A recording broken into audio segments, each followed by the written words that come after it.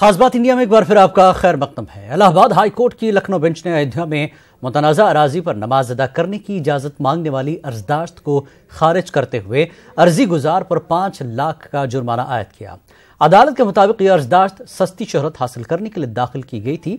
Justice DK Arora और आलोक माथुर की bench ने अर्जी गुजार अल रहमान ट्रस्ट की अर्जदाश्त पर यह फैसला दिया।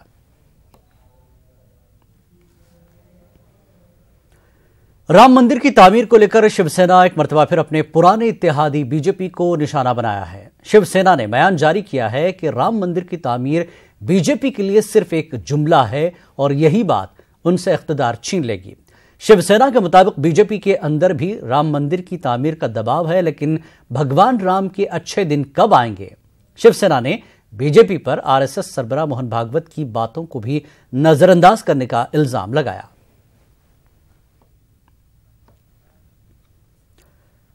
यूपी में AMU के बाद अब फैजाबाद जेल में मोहम्मद अली जिन्ना की तस्वीर पर तनाज़ा पैदा हो गया। जेल में मुजाहिद आज़ादी अशफाकुल्लाह खान के यौम शहादत के मौके पर शहीद शवद संस्थान की जानिब से एक प्रोग्राम का इनेकाद किया गया था, जिसमें मुजाहिदीन आज़ादी के साथ जिन्ना की तस्वीर भी लगाई गई थी। इस पर VHP और BJP ने सख्त एतराज़ जताते हुए प्रोग्राम के मुंतज़मीन के खिलाफ सख्त कार्रवाई का मुतालबा किया है।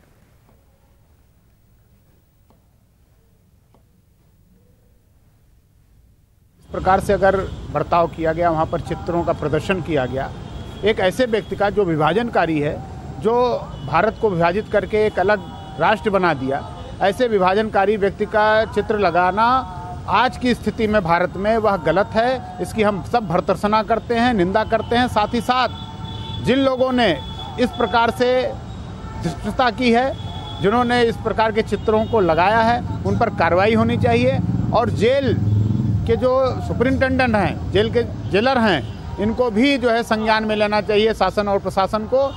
मंडल कारागार में जो जिन्ना का तस्वीर लगाए हुए अयोध्या के संत समाज और जो है अयोध्या के गृहस्थ नागरिक जो भी लगाए हुए जो तस्वीरें हैं, इसका घोर निंदा होना चाहिए। जिस व्यक्ति ने लगाया हुआ अपने घरों में चाहे ऑफिस में, उसके ऊपर कठोर कार्रवाई होना चाहिए। मुझे तो जानकारी नहीं कौन ऐसा कार्यक्रम आयोजित किया था, व्यक्तिगत था, किसी संस्था द्वारा था, मुझे तो जानकारी है नहीं। और ऐसा जिन लोगों ने किया है वो आप समझ सकते हैं, वो राष्ट्र विरोधी तत्व हैं और ये निंदनीय भी। बिल्कुल कार्रवाई होनी चाहिए, बात की जाएगी उच्च अधिकारियों से। मारूफ फिल्म अदाकार नसीरुद्दीन शाह ने एक इंटरव्यू में मुल्क के बिगड़ते हालात पर तबसरा किया है। नसीरुद्दीन शाह के मुताबिक इस मुल्क में एक गाय की जान को इंसानी जान से ज्यादा तरजीह दी जाती है। बकौल नसीरुद्दीन शाह, अहले वतन को अपने अंदर डर से ज्यादा गुस्सा पैदा करना चाहिए।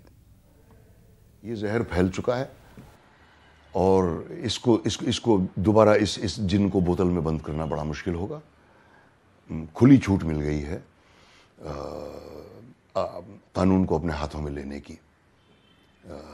कई इलाकों में हम लोग देख रहे हैं कि एक गाय की मौत को ज़्यादा अहमियत दी जाती है एक पुलिस अफसर की मौत के बनिस्बत। मुझे फिक्र होती है अपनी औलाद के बारे में सोचकर,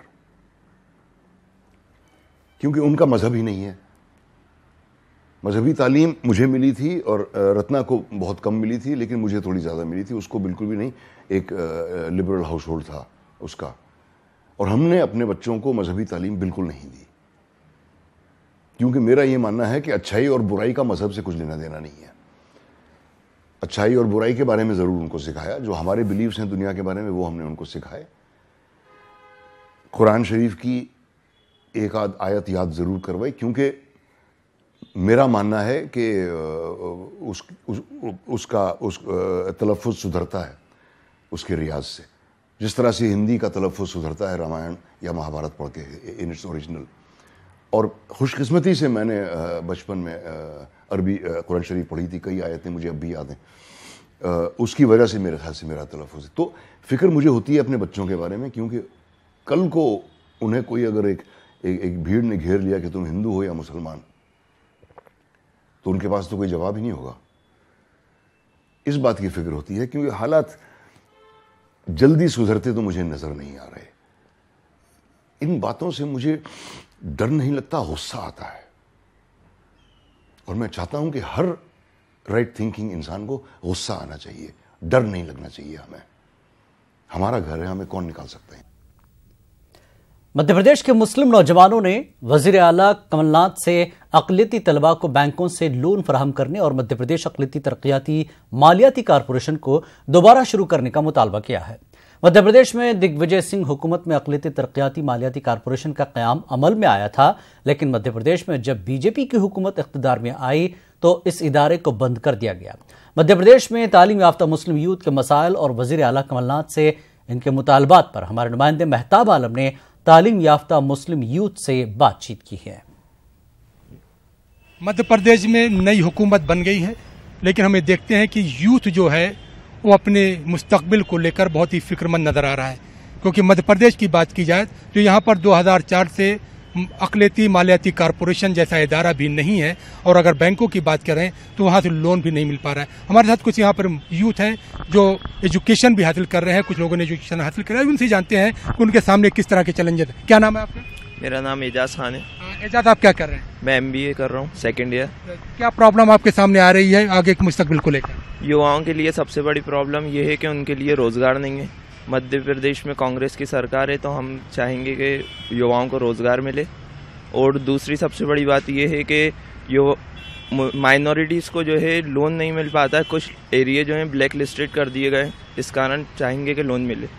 मेरे भी यही सोचना है कि युवा जो अभी तक बेरोजगार भटक रहे हैं उनको रोजगार और एजुकेशन के मामले में सबसे पहले नई गवर्नमेंट को, जैसे उन्होंने कर्ज माफ किसानों के लिए रखा है, इसी तरीके से सेकंड प्रायोरिटी उनको यही रखना चाहिए कि कैसे भी युवाओं को रोजगार और उनको एजुकेशन लोन एजुकेशन के लिए उनको ईजी रहे, परेशानी ना आए कुछ भी किसी भी तरह की। इसलिए लोन नहीं मिल पाता है क्योंकि जब ब्लैक लिस्टेड कर रखा है, जब अपन अप्लाई करते हैं लोन के लिए तो कहते साहब आप लोन नेगेटिव एरिया में आते हैं, हम आपको लोन दे नहीं सकते। जब लोन नहीं दे पाएंगे तो रोजगार कैसे मिलेगा?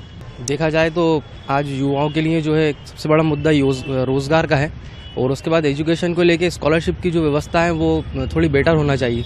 स्कॉलरशिप को लेकर भी देखा जाए तो लोग बहुत ज़्यादा परेशान है। जो गरीब तबके से जो बच्चे आगे आना चाहते हैं, वो पढ़ना चाहते हैं, उनके लिए एक बड़ी समस्या है।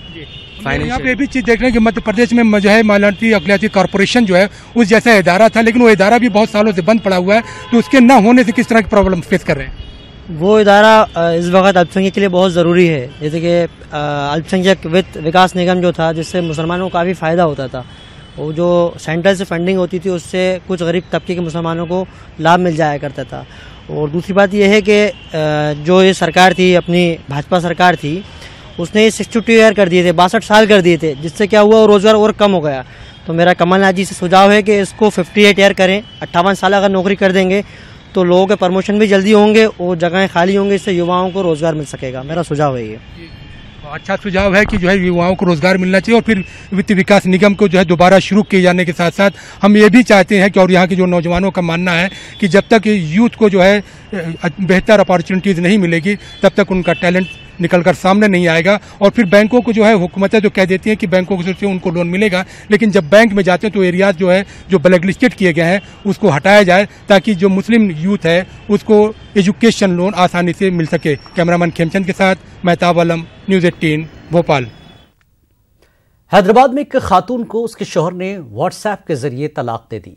मुजम्मिल शरीफ नामी शख्स मुबैना तौर पर अपनी बीवी को हिरासा किया करता था और लड़की पैदा होने पर बरहमी जाहिर करते हुए सुमैया को तलाक दे दिया। मुतासरा खातून ने पुलिस में शिकायत दर्ज करवाई है, लेकिन ट्रिपल तलाक पर बने ऑर्डिनेंस के तहत कार्रवाई नहीं हुई।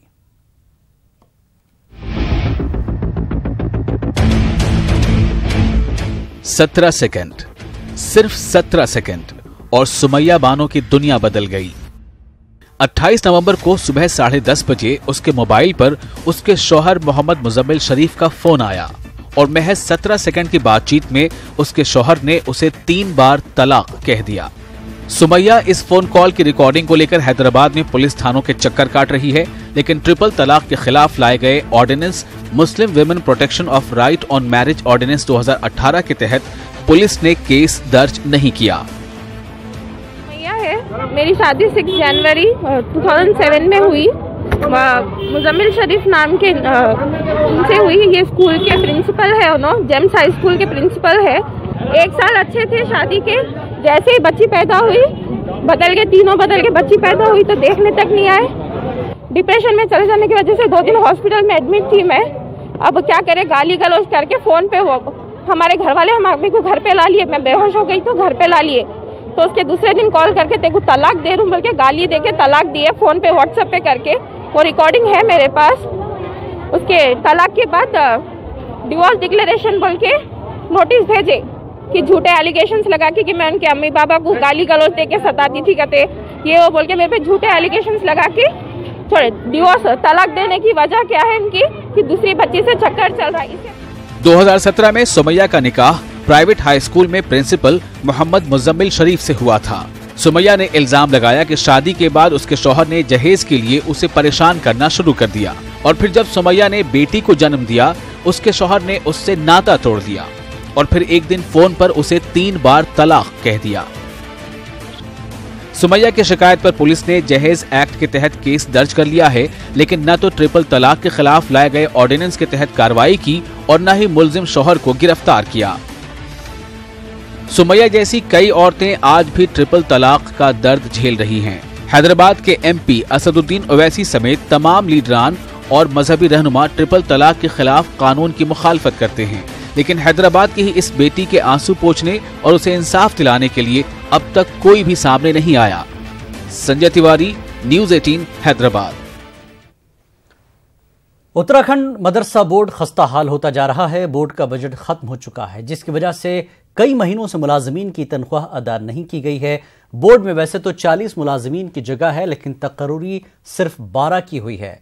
बोर्ड के डिप्टी रजिस्ट्रार के मुताबिक बजट की फाइल सरकारी फॉर्मेलिटीज में उलझी हुई है, जिसकी वजह से दिसंबर में भी तनख्वाह जारी होने का इम्कान बहुत कम है।